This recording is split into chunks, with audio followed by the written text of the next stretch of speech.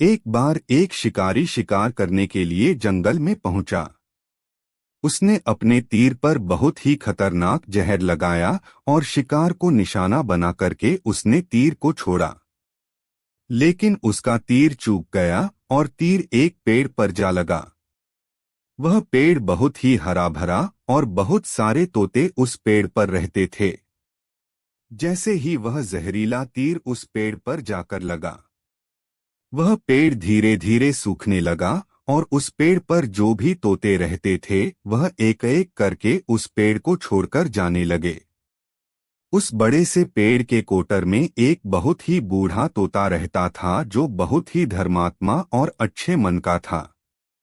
सभी तोते उस पेड़ को छोड़कर जाने लगे थे, लेकिन वह बूढ़ा तोता जाता था, दाना लेकर के आता और उसी कोटर में आकर के बैठ जाता था, परंतु उस पेड़ को छोड़ने को तैयार नहीं था।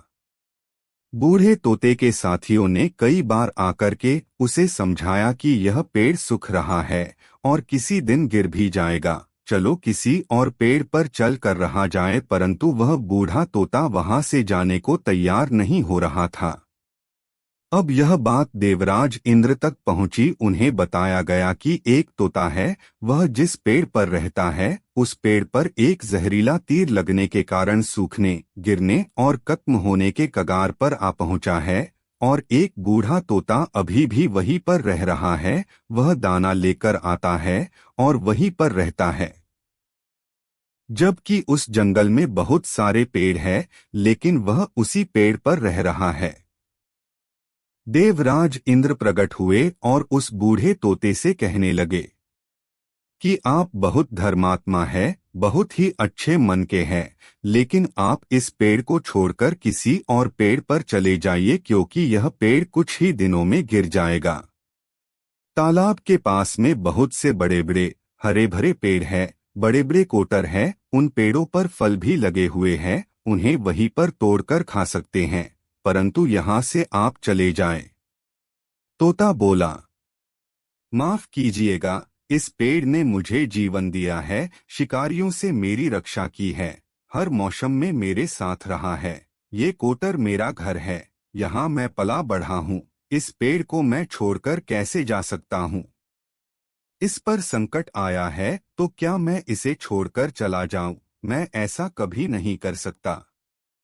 देवराज इंद्र तोते के इस बात से बहुत ही प्रसन्न हुए। उन्होंने तोते से कहा, मैं आपके इस बात से बहुत ही खुश हूँ, बताओ तुम क्या चाहते हो? उस बूढ़े तोते ने कहा, मुझे बस इतना मांगना है कि जिस पेड़ ने मुझे जन्म दिया, जहाँ मैं रहा पला बढ़ा, जिसे आप मेरा जन्मभूमि कह सकते हो, आप इसे फिर से वैसा ही हरा भरा कर दो जैसा यह था।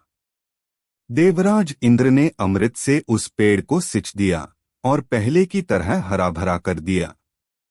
अब वापस से उस पेड़ पर आकर के बाकी तोते रहने लगे। वह बूढ़ा तोता कुछ समय तक और जिंदा रहा, फिर उसकी मृत्यु हो गई और वह स्वर्ग में चला गया। यह कहानी हमें सिखाती ये है कि जब भी किसी इंसान का बुरा दौर आता है तो भावनात्मक रूप से वह टूटा हुआ होता है, उसे किसी के सहारे की जरूरत होती है, किसी की आवश्यकता होती है।